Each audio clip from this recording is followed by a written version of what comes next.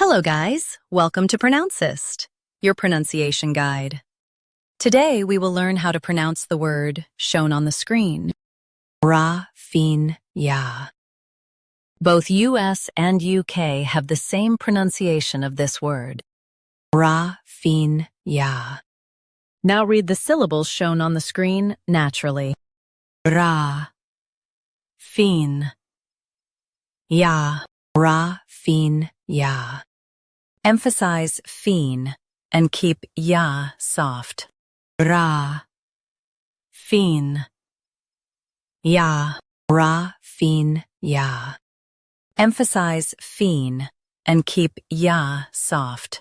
Ra, fin, ya, RAPHINHA.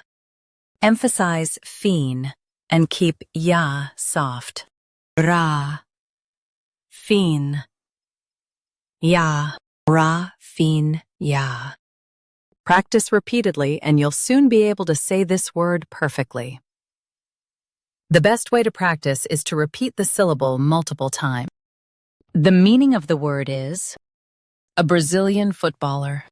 Try repeating this word several times to improve your pronunciation. We post daily videos on useful and commonly mispronounced words to help you speak clearly and confidently.